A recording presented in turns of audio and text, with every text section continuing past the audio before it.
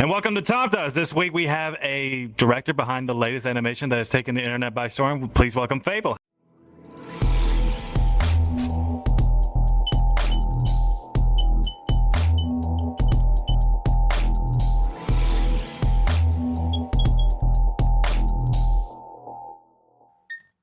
How you doing, Fable? Hey, I'm doing pretty good. A little sunburnt because I was spending some time playing board games outside. I was like, oh, damn, I'm paler than I thought. Too much time indoors doing work. So, yeah, doing pretty good otherwise. I mean, getting vitamin D, you know. Hey, that's not that bad. What game were you playing? No. Something that was like chemistry related and way too complicated. I felt like I have an easier time understanding chemistry than I did like playing that board game. I was like, I'm trying to wrap my head around this, and I'm like, oh god, maybe I either smoke too much or I'm too tired to understand this. I don't know. Yeah. Okay. Why don't you tell the audience what you are the director of and what you do? Yeah, I was the director of Lackadaisy, the pilot, and I basically herd cats for a living. So I was played the director, like producer, production manager for a while. I animated. I co-wrote it. I did some backgrounds. I did boards. I did editing. It's like it's a ridiculous amount, like too many jobs. So like eliminated like a bunch of my credits at the end because it just was like to the point of parody how many hats I had worn over the course of the project. So yeah. You remind us of somebody that we knew that used to do everything. Hence, we kind of call him the guy that puts out fires. And that is Colton. Yeah, that is largely my job on the project. Is like, there's a problem, I have to fix it. I feel like that Wallace, like making this thing was like, you know that bit from Wallace and Gromit where Wallace is on the not Wallace, Gromit is on the train, and as the train's like going around this little mini train, he's like quickly putting out tracks right in front of him. It's like, so he doesn't run out of track. And that was basically what I was doing throughout the entire project. Okay. Well, anyways, audience, my name is Fiction Boy. I'm Stream Arcadad. And I'm Whiplash Wolf. Obviously the succubus and the guy that likes to think he's a daddy. But anyways. I have embryo and cryo storage, by the way. I am, actually. I have a legal contract and everything. I just... Not that daddy. The other one. Oh my god. Okay. Pinnacle Daddy. I have a question, Fable. So you can you tell me more about that show? Is it a series? Is it a movie? Is it a fan art? Like, what is it exactly? Tell me more about it. Well, it's not fan art. It is an official project. Like, Tracy Butler is actually involved. She helped with some guiding some of the direction. Like she co-wrote it. She was there throughout the entire project, all 3 years. So it functions as a pilot. So it's not quite an episode 1, like some people mistake it for that. But it's kind of like the Lackadaisy sampler platter, because if anybody knows, it's been a long-running comic for like over a decade now, and there's so much material. But if we tried to stuff like the first chapter into just like one episode and tried to put that out as like, oh look, it's a short film, you wouldn't have gotten to like half the important cast. So we had to like remix it a bit in order to present something that would give people a general idea of what to expect from a show in the amount of time that we had. So it's like having our main protagonists face off of the main antagonists, and like these and like the characters in the bar and like what they're doing and their main conflicts. So yeah, it was like basically a short film that hints at more to come, like the just an idea of like everything that you could get if you read the comic or if we did more animation. So yeah, developing any characters with any story series takes a lot, because then you have to make out their flaws. There has to be more flaws than good, because no one likes an overpowered character. We get that. I just find very important as well. That's the hardest part. But it is the most satisfying. I think he cut I have some random issues. Vive is actually muting my microphone randomly, so But yeah, it's like seeing the character develop, become a better person, or work on himself and like evolve is something I'm really into, and I find that really fascinating. No, I love stories like writing them or engaging with them where the characters have conflict, and the conflict is external and internal, because it's hard to really engage with a story for me unless like the characters are kind of dealing with something themselves, because like most people are not just like perfect entities where the only problems they ever have are like, oh, it's, you know, there's going to be a thunderstorm, or if only I could just like cross this area or something. And I think that it's always really interesting when you create a narrative that has like layers of conflict in it. So, you know, in like media for kids, that's like for young kids especially, the individual kids don't usually have like a ton of variation in their conflict, but like as you get into older and older stories, then that's when you start seeing like, you know, there's more problems that someone can have, like the individual hang-ups you have and how that can affect how you interact with stuff. You can have a more complicated story that way, and it feels a little bit realer to me, and it's the kind of thing that I like to write and facilitate myself. Yeah, internal conflicts is definitely a big one for each character that you make, and it also has to be very relatable to the audience. Currently, I'm trying to write my own story series, but I find, like I said, the internal conflicts with each character different, and everybody has their motive, and everybody has their own different reasons of struggle. And trying to mix that all into one story is much more difficult than I thought it would be. Yeah, it's really difficult to find that balance. You can always like draw, you know, when they do those investigation, you could put like all your characters on a billboard. Oh, you cut off again. I think he's talking about like what was that like thing from The Office? Yeah. The what's that meme with the guy who's like, he doesn't even exist. The guy in the mailroom. Yeah. Yeah. But making like it's like you do that. Like, yeah. What's that a mean? character chart, basically. Okay, the link with this person is this. This person, brother. This is the guy he met at the bar.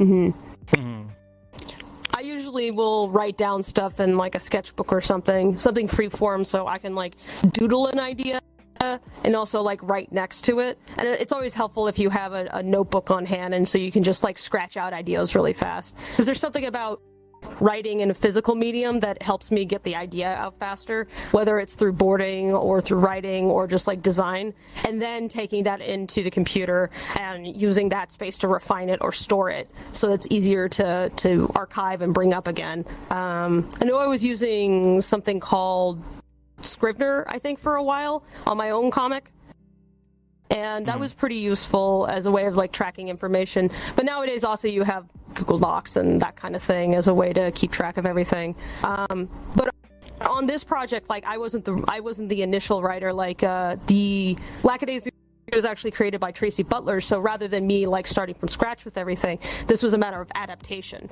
You know, she had already had all these characters, and creating the short was basically going, okay, what are like the key elements of this story that need to be on display, you know, besides kind of involving like, here's all these different characters, what kind of conflict are they in, what kind of like what kind of action could we expect out of a series as well, and what kind of locations could you expect. So I wanted to show effectively what I loved about the series, but in a condensed way that like felt like something that like flowed together very naturally. Would you say that world building is one of the hardest things to do as well? I personally love world building. I think it's just it's part of my interest even in storytelling, so it's not hard for me. It's probably harder to figure out at what point do you stop world building and you start focusing on the characters and how do they show that world, because you can't show off everything at once. You need to make sure that you don't front all the info, because like the way that you reveal info over time about your world and about like the plot at large, you know, plot in general, like that's like peppered through, like creating questions like breadcrumbs for the audience to follow, that compels them to keep reading or keep watching whatever medium you're using. So And that world building is just super fun. It's just figuring out which parts of the world do you show at what times. Mhm. That's Yeah, the you don't hard want to part. try to show everything all at once on paper. No, Especially no, like not at all. like the politics of how the world is and how there's a Yeah. religion aspects to it all. Yeah, things like it turns that. into a massive info dump if you just go, here's everything to everybody. I think a better way to approach it is, and this is a good way to figure out what characters are even for, is how does this character allow you to get this lens on the world around you? You know, how that's one reason why in a lot of stories you have characters that act as like your perspective character, where they know absolutely nothing and they're the ones asking the questions that the audience would have. I think that's one reason why in a lot of isekai you have this guy who's like from another world, he's from our world, he hops into a new world, he knows nothing about anything, but he finds himself in a position where he needs to know more stuff, and this is the way that we learn about this fantasy world, and I like how everything works and how magic worlds and creature works and the politics and that kind of thing. So you have different characters that might represent different aspects of that, that lead our main protagonists through and teach the audience effectively through that point of view what they're going to do. The only problem with stuff like that is that sometimes that can create a situation where you have a character that's like so much of just like a blank canvas that they have no personality and no integration into the world themselves, which can be a little frustrating when you write basically a cardboard box or like a cardboard cutout of a character. It can be more difficult figuring out how your main character integrates with everything without also doing an info dump to like fill in the gaps for the audience. But it's always a good idea to have somebody who knows less so that they can like learn more over time. Not as a hard rule, just like as a tool if you find that an easier way to figure out like how do I explore this world I've created. So It's very interesting because if with any type of series like Star Wars, for example, people will make their own assumptions about lore and how they explain it. Usually it's way more fun from a writer's perspective, having other people explain how the world works and people making their own imagination. yeah, Because it's like they might like get something out of it, like pick up on something that you didn't even originally intend. It's like, oh, that's actually pretty clever, and you can lean into it. So yeah, and I'm pretty sure if you ever get the opportunity to, and people explain the lore a little bit from their perspective, then you might actually use their ideas. It'd be kind of fun to experience. In an official capacity, but what I have found upon watching a lot of people watch the film and like how they're reacting to it is what I'm finding out, like what amongst the reactions, like the Easter eggs that we peppered throughout, so that we're mostly showing and not telling. Like that's a creed in a lot of writing. You show and you don't tell. We're not necessarily telling the audience exactly everything that's going on, like all the relationships. We are assuming that you have the intelligence to just like watch it and kind of piece it together, and like that engages your curiosity. And it can be, oh, damn, I rattled off. I lost track of what I was saying. Could you repeat your question? Sorry. Yeah. So I was saying like when people make, use an example of Star Wars and, people that are big fans of Star Wars make their own assumptions about the lore, what's going on in these situations. Like factions and all that stuff, and explain their motives and their things. I think what people need to understand when it comes to making a story is that people need to know that, yes, these things, these small details, these factions, religions, politics makes the world come alive, but it's not the main focus either. Yeah, it's like the interesting thing about that also is that that's kind of how people interact with the real world. Like everybody's always just interpreting the information that's given to them, and some stuff I guess is closer to an objective reality than others, but the truth is always like filtered through like their experiences and their emotions, and like they're gonna pick up on some things like faster than other things, or like connect with certain things way more strongly as they're engaging with some media, and that's what I've been really enjoying about watching reaction videos, is I can see everybody like kind of piecing things together, and how interesting it is to watch that, like watch people like looking at a scene and like thinking and asking questions and getting excited about something, and seeing like, oh, you know, I dropped this piece of information here and they're picking it up again over here, so I could tell like that they're like taking this ball and they're bringing it over, and I just get really excited about it because like, you get afraid as a storyteller that somehow someone's gonna like miss those details.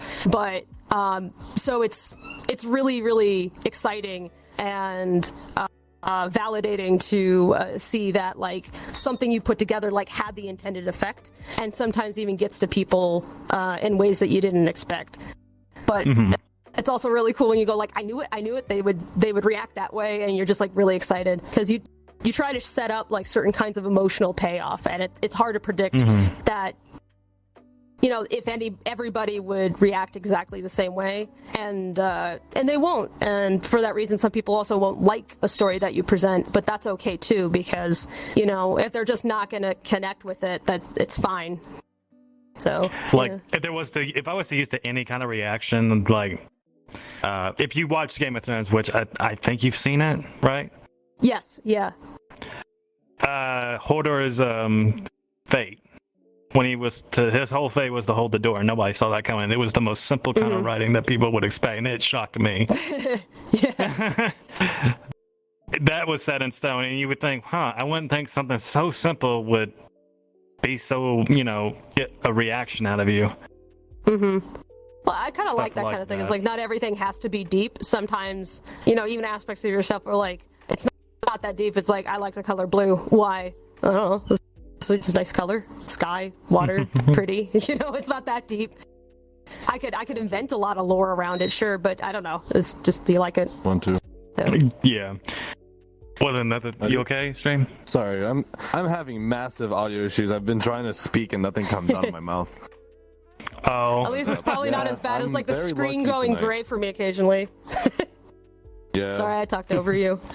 Now Jed Oh, is you're like fine. is like playing with cans right now. So Oh, you're good. being You're a good. brat. No. Yeah. Ah. I'm Probably the sure you're valve probably cable picking up off breaking. of my mic. You're probably picking up the beeps off of my mic also, and that's like my birds who are like just outside the window in an aviary, and like they whistle and it comes right through the window. It's like, oh shoot. So anybody who's wondering, what's that squeaky door? That's what it is. They're just so It's the clear in birds. their it's the birds. I have many birds. I live in Isla Nublar. If I wasn't in this weasel avatar right now, if I could have figured out Unity and Substance Painter a little bit, I'd be in a dinosaur at the moment. But yeah, that's a really cute. future though. project. I like that. It is cute. Yeah. Avatars. Yeah, no, this ferret is adorable. I had a ferret once before, so I have a real like love and affinity for weasels as well.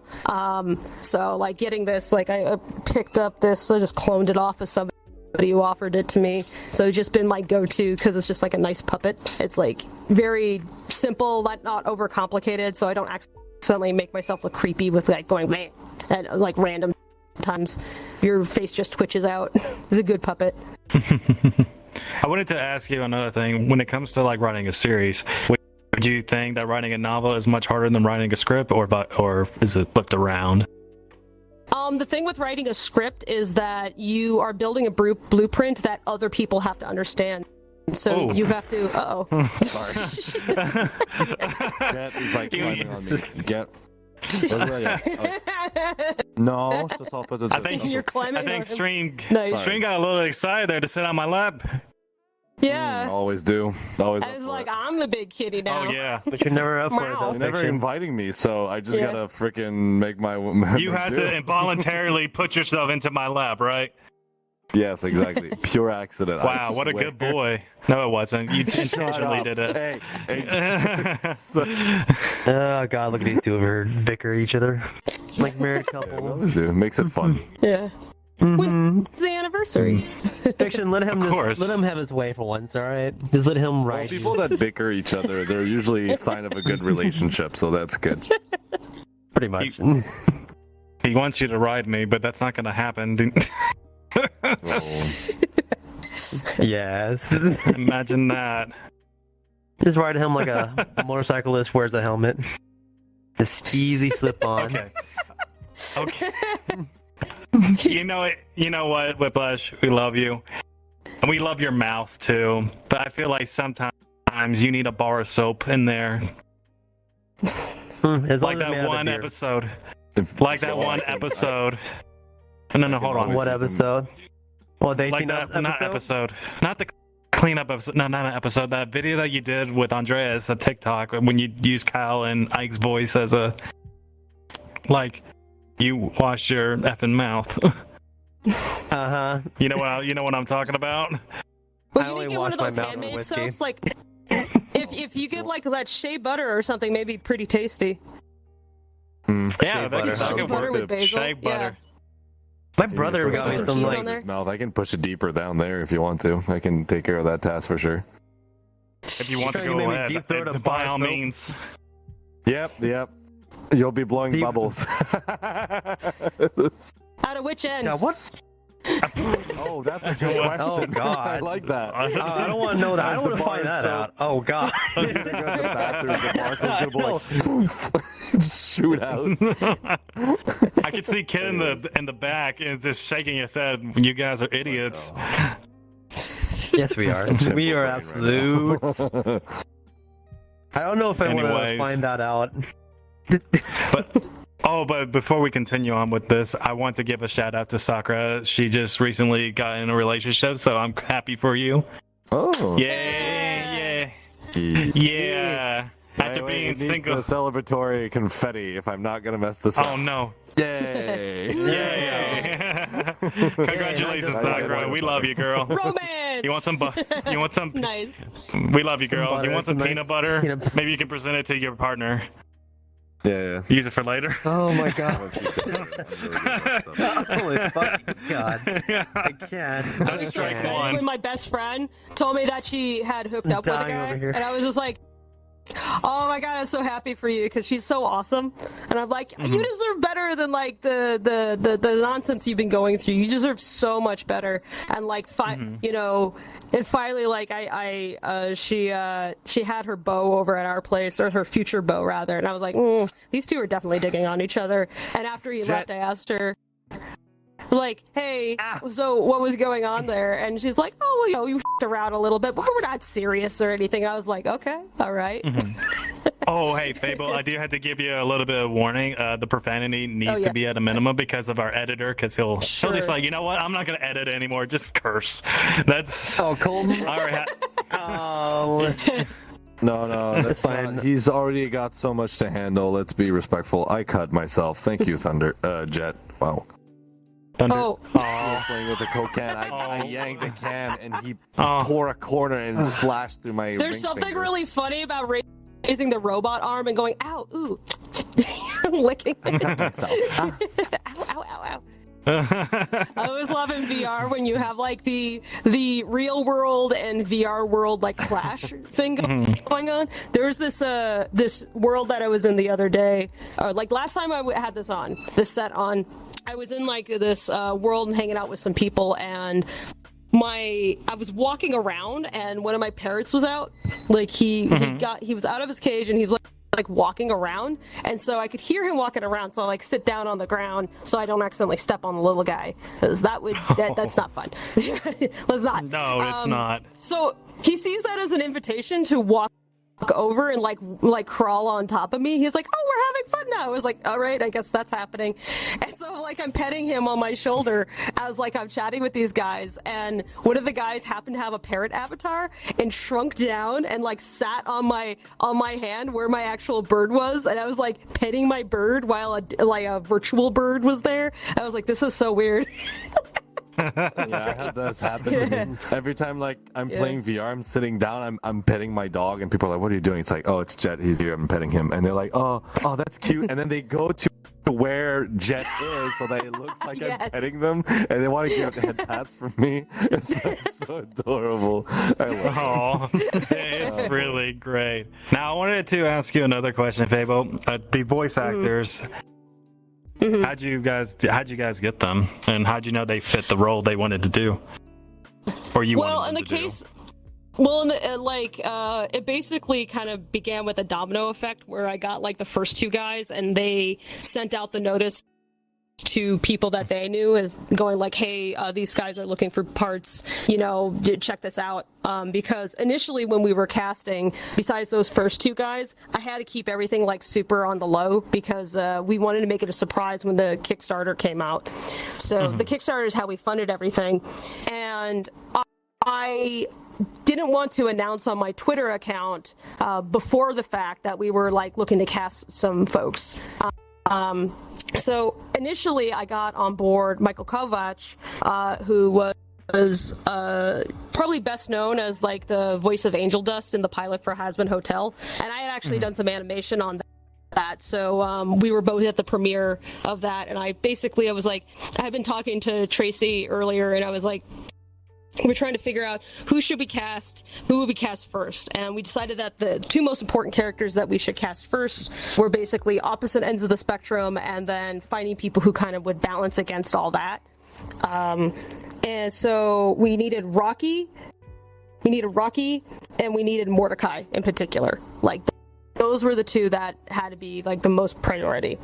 In the case of Rocky, I was like, okay, so we need like a fast talker who has like who has more dimension than that, but it's like you had this feeling that he's like putting on like a layer, like a chaotic, like happy-go-lucky layer above like something that's like deeply depressing underneath, which is what gives him that try-hard energy. And you see like cracks and stuff like leaking out through that on, sometimes either like his genuine self when he's playing the violin and he is like more focused, so you get this more serene side, or when things are going very well and he just kind of like falls apart, so you can see just how fragile he is. And I was really impressed with Mike's performance as Angel Dust, like with just like a few previews and stuff that had come out.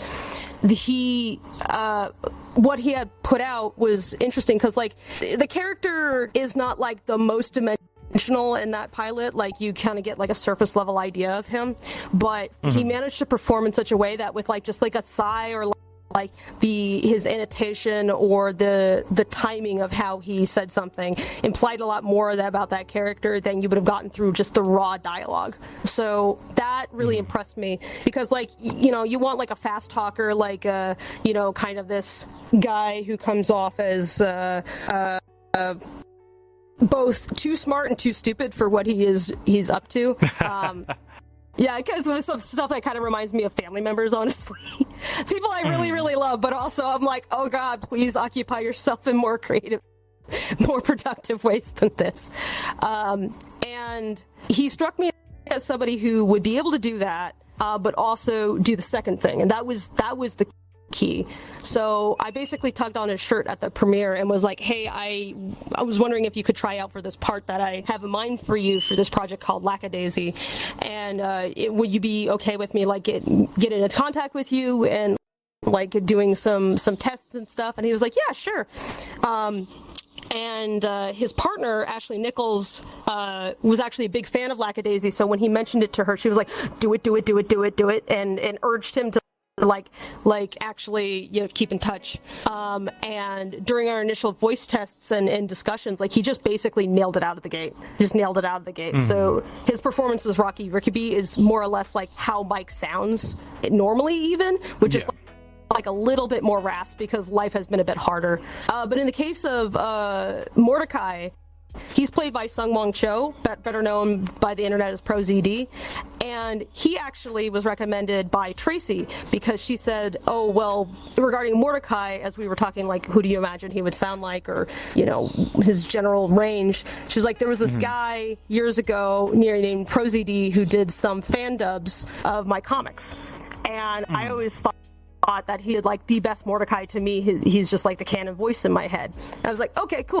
I'll go contact him. And she was like, no, he's probably like super busy. He does a lot of work nowadays. And I was like, nah, you'd be surprised. So I emailed him. I started the email with, hi, this is not a scam.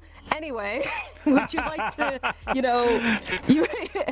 Tracy said that you were really good as Mordecai years ago. Would you like to be the character? We're setting up a thing. And he was like, yeah, sure. He actually responded back. So that's how we became Mordecai. And only after all that, I was like, okay, so who is this guy outside of those, dubs?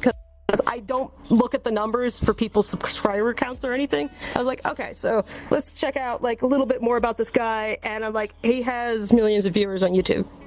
Okay, I see what she meant now. So, Yeah, I can see that. Wow, that could be like well-known internet personality. Yeah, I had no idea.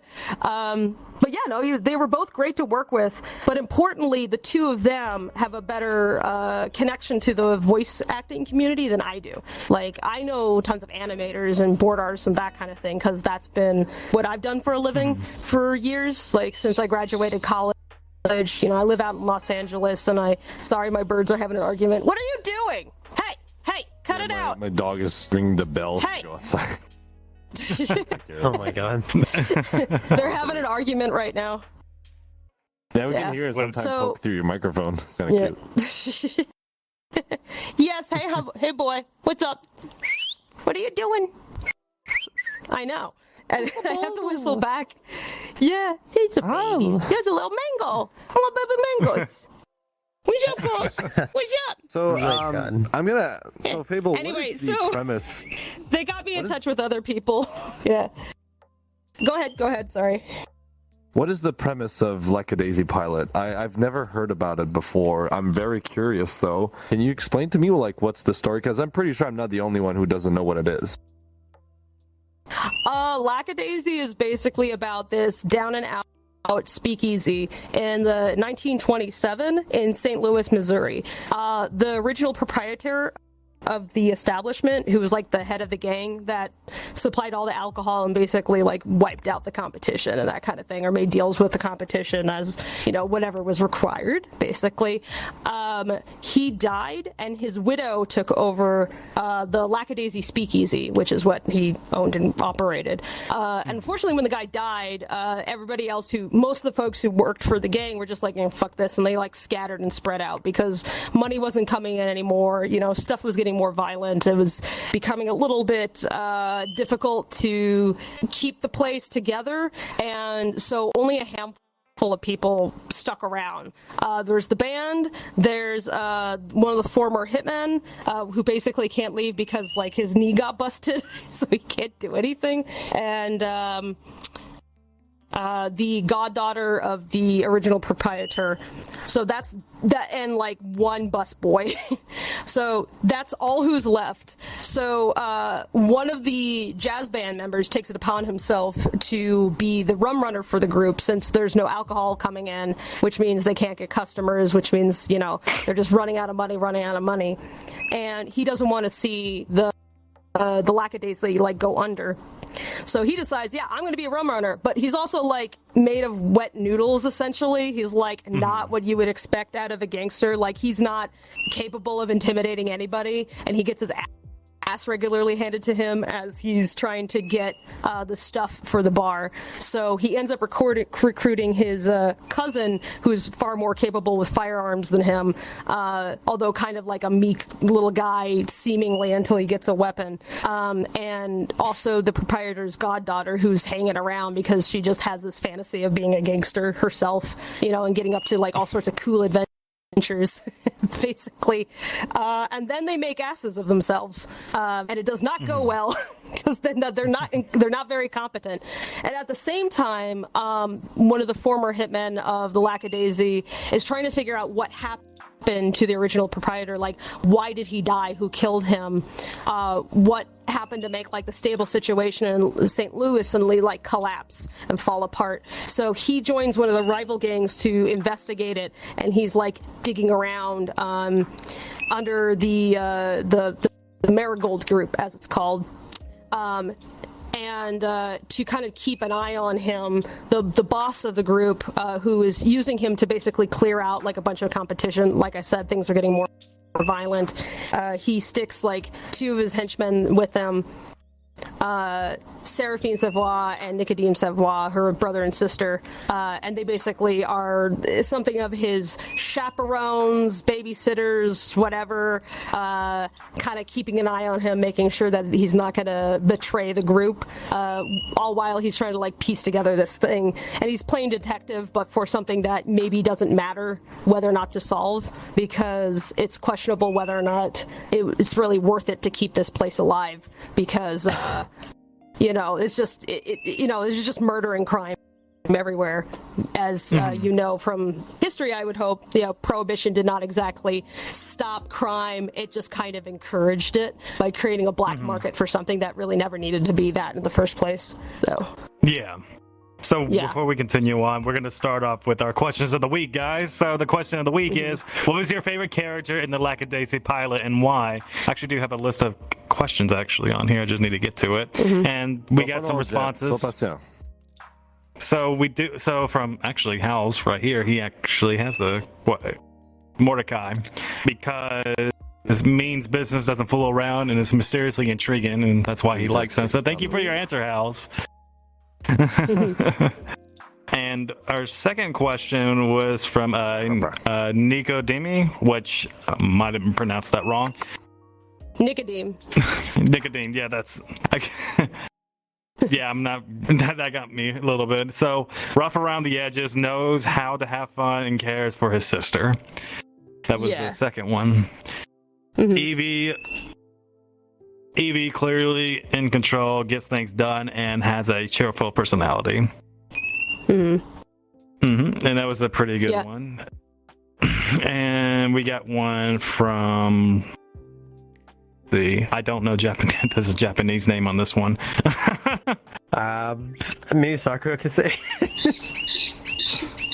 That's not you, though. Oh my God, they're having a solid argument. Sorry. I can hear them. The Yeah. sun's going down, so it's time to scream. Yeah. You birds are going. Oh, wait a minute. They're reminders. So that you UFC know, Bird Edition. the sun is falling. Yeah. So, They have opinions on favorite characters, too. Yeah, hi, honey. So actually, the Japanese, it's Rocky Starstrike. Okay, they said hard to say. Mine has to be between Nicodeme. I keep thinking nicotine every time I say that, and Rocky. Well, there is a lot of smoking. If you say nicotine, it's like, oh, so Zip then. the chain smoker of the group. Rocky, because he is such a lively, crazy fella, and who knows he is crazy. But crazy people normally do not know he is crazy, and he just wants people happy. I'm gonna say nicotine again. Nicotine, however. Hey, Nicodeme. It's Nicodeme, right? They smoked a lot back in the 20s. They probably, they did. That's Who a good didn't point. smoke? You came out of the womb and they just gave you a cigarette. You're like, hard luck, kid. Here you go. Light up. Exactly. It's just like Europe now. Yeah. So, It's been it's pronounced cancer Nicodeme, right? It's pronounced Nicodeme, right? Nicodeme? Yep. Okay. You can also just say Nico. Nicodeme. Or you can say Nico. It's close. Nico, however, I am intrigued what got him from boxer to mafia, which I'm pretty sure you can answer that question.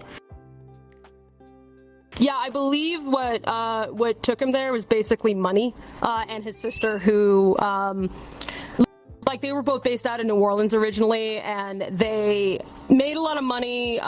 He would make money boxing, and she would do tarot and psychic readings and all of that. She would kind of figure out how to monetize, her these people and tourists and stuff, they want visions and things. I guess I'll give it to them and they give me a few bucks. But she also used that as an opportunity to gather information so that when they would go off, they would get information about various alcohol drops, and they'd be like, well, we could just steal it ourselves. So they would go out and intercept people and basically clear them out and take their and then sell that. And they were so effective at that the Marigold gang actually ended up going hey, rather than trying to eliminate you guys, because they kept trying to send people off down there to do away with these pesky buggers, which did not work. They would just I was like, oh, that did not fix it. They were just like, why don't we just hire you? How about that? So they became part of their organization, and that's how they got like wrapped up into organized crime rather than just being like thieves of their own. Okay. They're entrepreneurs. But yeah, they're very independent. So even though they work for Marigold, they're not necessarily loyal to them. They're just extremely effective. Done. Gotta take care of the puppy. I'm just watching them God. struggle there. He's shredding them apart, and I'm like, no, you're not gonna do that. Oh, trust me, I understand. My dog did. He destroyed my door yesterday. Oh boy. Oh no. He Jesus. just needs to wait like 20-30 minutes, and then it'll be good to... All right. They So have we're gonna anxiety. say this. Puppy wants it now. My friend had my buddy has a mini Aussie, and it took us years to get that guy to not freak out every time she left the room. Yeah. No. Destruction. This is boy. great. Opens up the lid, mother. Sorry, I but love being here. two This is a strikes. show for me.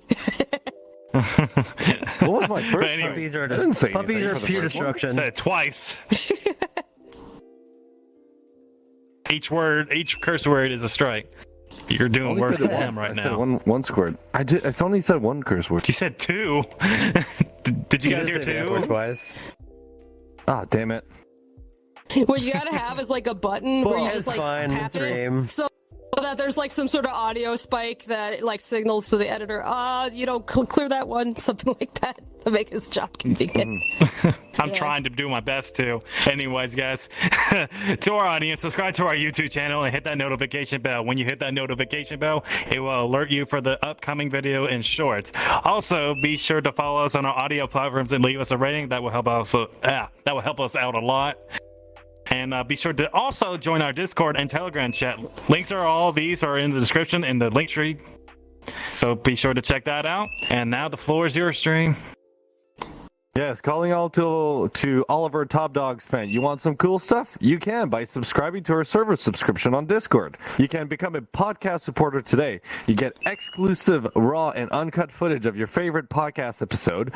Join supporter meetups and talk with other podcast supporters and the team. Plus, you get a super awesome and cute paw emoji and other goodies that come with their $2.99 subscription. But wait, there's more. Upgrade to the Podcast Supporter Plus and get episode voting, supporter feedback, and live audience participation for only $5.99. You also get a sneak peek of upcoming ideas, merchandising, and more. You don't have to join the subscriptions, but it does help us out tremendously. And everybody out there who is supporting us, thank you so much from the bottom of our hearts. You guys are making a dream come true for us, so thank you so much. If you do not do these things, you know what? It's okay. Whiplash doesn't need to do anything at all. Wow. Wow. I didn't expect that. He doesn't need to do anything at all. Film me throwing him over the side of the building at FWA. If you can somehow find access to the rooftop. Oh, I might. I've been there. I've been there. I've gone there for past 8 years at FWA. I'm pretty sure I know my way now. Hey, I'm a security system technician. I can maybe figure a way to get you in. You should not try to bypass the security systems of the building.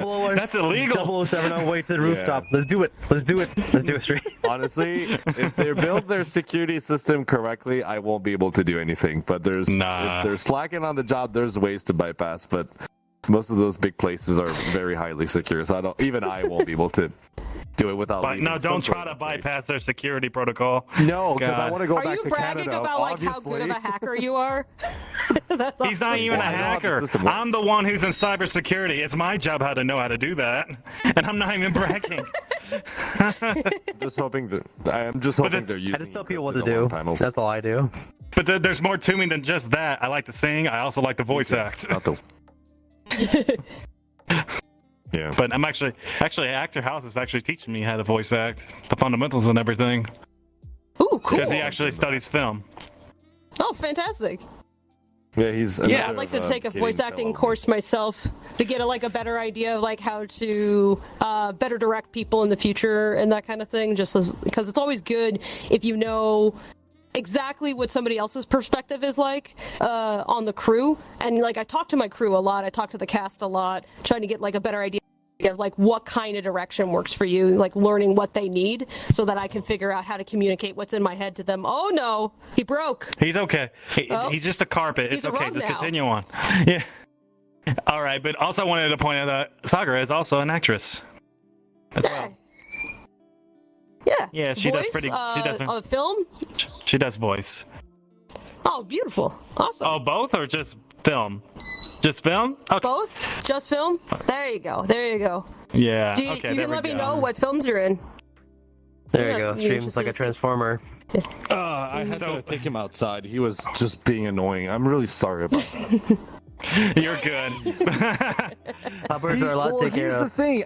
I cannot close the garage door because he figured out how to open up the door and just walk in. So even I push him out, he comes back. He's like, I want to go outside now. When it comes to smart. so you have a basic understanding with. You have a basic understanding with like voice acting and what you expect from them. Yeah, but it was always really helpful talking to them, being like, does this direction make sense? Like, and Tracy was also there the entire time. So we both wrote the script, and it's a good idea, like, when you're looking at the script and you have to convey that information to the voice actor to know, like, what was even intended. And when you're doing script writing, you have to put in notes that say, okay, like, you know, this is meant to be aggressive, or, like, this is meant to be, like, you know, more meek, that kind of thing. But sometimes also there's, like, some subtext to what's being said, which is hard to communicate in a script.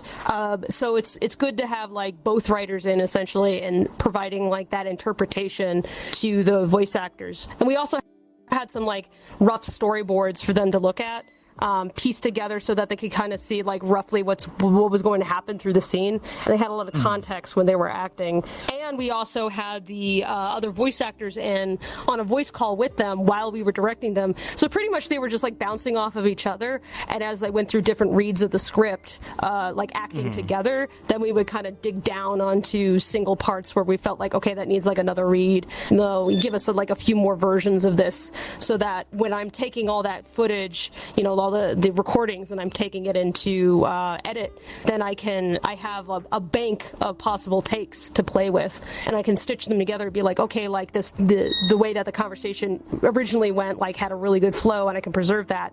Or I can say, I need that to actually come off like a little bit stronger this way or that way, and pick from that bank, like, okay, this one is like a little bit more in that direction, that one's in a little bit more of a direction. Because as a voice actor, oftentimes what they're doing is not just reading it and trying to not mess up the line. Like, that is just the default. That's like being an artist and being like, oh, you can draw like a stick figure, you know, that's just kind of assumed. But as an actor, you have to figure out what are all the different ways in which I could say this line, say something different, and also making that sound genuine, like what that character would actually say, and like absorb a lot of that personality and the motivations and like all the small thoughts that they have in their head and how that's externalized. So you get these actors who can just like give you so much material, and they follow your direction, like they can follow your direction super precisely, but also they're creative, and they will like come up with their own ideas. And oftentimes I found myself using their thought on a take that was their first take, like their first thought, more often than what I had even directed them to do. So that taught me a lot as well. And just like the more I basically trusted them to, like, you know, give me their best and like contribute to it, the more I got out of it. And it was really fun putting that together and just being like, oh man, there's like all this subtlety that's like implied by like how fast this character talks, or like how soon they reply to somebody else. That was really fun. Frustrating, but fun. Yeah. So you're giving a lot of artistic freedom to the artists, and you trust what their gut feeling, because they're professionals. They know what they're doing. Yeah. I'm guessing when you do the recordings, like, they're not inventing dialogue, but how they read it. Yeah. Yeah. Go ahead. Sorry. And it must be somewhat difficult, because you don't have necessarily a visual, or you're only doing your lines. You don't necessarily know what the person is going through. So making sure that the voice actor is on the same energy level must be quite something to manage and handle. And I think it's fascinating. Do you guys record like one scene in one go, or you jump like back and forth, like, okay, this take didn't end up really working, we have to redo this one? So How does it work? Well, usually? if we ever had a take that didn't work, oftentimes you can only tell that it didn't work once you get into the edit. And like what you thought would work suddenly didn't work very well once you were refining the boarding process. And you're like, oh, actually, like, I need this take to like be a little bit more this way. But oftentimes I would just adjust the boards to work with what they had given me. Oops, sorry, that's the foster cat that I have in the room with me. If you hear a meow, that's what that is. She's trying to get my attention. Yeah. So her name is Guppy, and she is missing her nose and her front teeth because she has a cleft palate. And my roommate found her on the street, and she's like super friendly, and I think that's the only reason why she's alive, because she can't hunt. Like there's no way, she doesn't have any like front teeth like at the top of her mouth. Oh boy. She can't fight, she can't hunt. She probably got food just by being like a super nice cat that people would just feed, but she can't stay outside, that's no good for her. So we're cleaning her up and taking her to the vet and, finding a home for her. Yeah, meow. So yeah, that's adorable though. I hope it is better than that cat. Yeah, her name is Guppy right now because she looks like a fish that goes mwah mwah mwah. She's like a calico pattern. Yeah, super cute. What was I saying before? Oh yeah, so you adjusted the summary board of the question? If the audio didn't quite work. Yeah, sometimes I would adjust the board because, like, their take, like, now I needed to give information to the animator to be like, here's what I'm picturing when they say a line like this, so maybe I would adjust that. But if something like really didn't work, like it was like, okay, actually out of the bank of takes that we have, like none of these worked very well, then I would call people back in, and that was called a retake. So that would be after the fact. You don't you get as many samples as you can while you have them with you, and you try not to like require retakes, but it's just kind of expected that there will be at least one retake for like any given character, and then I might call them in separately just to do that one line read, because at that point you know exactly what you need for that one scene because you've already like cut it all together, and oops, sorry, I knocked my microphone on my desk, and like, okay, this will work and this won't work. And you can give them like way more specific instruction that is like digs down on like, okay, this is how we're going to adjust this. But also they can even hear how it's turning out at that point, so they get like a little bit more context, and that also helps with the performance. So a lot of times it was just trying to give folks as much context as possible so that whatever they were building up in their head was what other characters were seeing as well, so they wouldn't feel disconnected from each other. I have a question. Yes. Your voice actors, where do they come from? Are they mostly from the United States, or you have them internationally around the world? What is your process for that? Fable did mention Mark, right? He's like, is Mark even American? Mike. Yeah. Yeah, Mike's American. I think he's from Ohio originally. What's Ohio? From Ohio. It's an imaginary place that only exists every election season. No. Much like my home state of New Hampshire. It appears once every 4 years. Oh, wow, you're really close to me if you're in New You're really close to me as well. I'm near Washington, D.C. I'm from New Hampshire. Yeah, no, I'm from New Hampshire. I currently live in Los Angeles. There's not a whole lot of animation jobs in New Hampshire. Apart. Yeah. That's fair. fair. It's across the whole continent. Yeah. But, there's no snow here, which I miss and also don't at the same time. I mean, that's fair. I love but when yeah. But yeah, that's pretty cool that you managed to get Mike, though. I didn't expect that. So yeah, we got Mike, we got Sung Wong. We have two guys in Texas right now. One of the VAs actually was my roommate, and she lives in Michigan at the moment because she moved out. And then like another one of the VAs lives here in Los Angeles as well. No, 3 of the VAs live in Los Angeles as well, because this is like, there's a lot of VAs in LA. There's a lot of VAs around Austin, so it's not uncommon to find out that people are living here or there. One of the guys is in Chicago. But I know that one of the VAs is actually from I think Zimbabwe originally, and he immigrated to the U.S. So we have people from all over the world on our crew. Like we basically have every continent but Antarctica represented. among our crew. So that was always really hard because it's like every time zone was work time, and I would get up at like 2 a.m. and be checking my messages to see like, you know, whether or not like the folks in the UK, like if they had dropped stuff off or not. And that was kind of a bit of a I got mad insomnia, or maybe I was just taking advantage of the insomnia I had. So yeah. I mean, that is fair. Yeah, well, we do have one guy. We have one guy who's in the UK, one of the VAs. We have multiple other crew members who are also in Britain, but one of the VAs is actually British, but you wouldn't know it based on his performance. Oh, he can actually change his accent. Yeah, you know, he's Valentine Stokes. He played Zib, and he's actually British. But you wouldn't know it based on his characterization of Zib. He just like comes off. He's pretty good at an American accent. Must have been practicing that a lot. Yeah. All right, well, I think that concludes today's episode. But before we go, Fable, wouldn't you like to have the honors of, advertising your social media? Oh yeah, you can find like basically all my social media at fablepaint.com, and I'm FablePaint on Twitter and Tumblr, on DeviantArt. Like, I still have my DeviantArt. I don't update it, but it's there. But the website's a good place to find out about anywhere I am. On Twitch, I'm Fable_FablePaint, and you can actually find my Twitch by clicking the Coop Cam and on my website.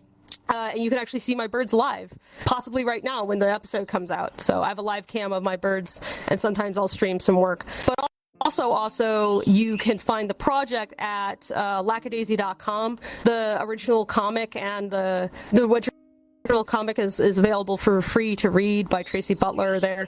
You can access the devlog of the film at littledaisycafe.com, and you can watch the movie over at YouTube if you just type in Lackadaisy or look up Lackadaisy Comic, that channel. So yeah, it's hard to miss. Lackadaisy Pilot.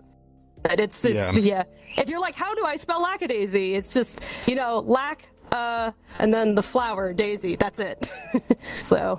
All right, that should not be hard for people to remember. Yeah. Well, thank you for coming on to the show. Thank you for having me. This was fun to do. It's like I haven't done a VR chat interview before. I get to have my little weasel on display. We're quite. I mean, we're not technically the first ones to do it. We're not the first ones to do it. No, I didn't think it was my first VR chat podcast. I'm like, that's pretty cool. Yeah. Slowly sounding more like a talk show. Maybe at some point, we'll see.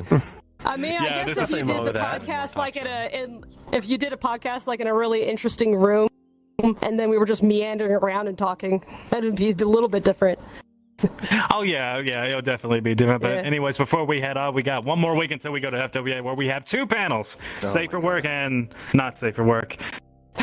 We're totally ready for that. So much stuff to get ready. I'm still not anywhere close to being ready to go to FWA. I got so many things to do. All I gotta do is toss my boy into the. It is 10 days. Okay, actually, wait, Wednesday. Oh dang! 9 days for me. You guys were asking, are you gonna be at FWA? It's like, I wish. But if you were, we would love to have you. Midwest Fur Fest or something. If I can get the money, if I can fly out there, that'd be really cool. Because that's one of my favorites. Yeah. Yeah. But again, thank you for being on the show, and guys, we'll see you next week. And take care, everyone. Take care, everyone. Bye-bye. Bye.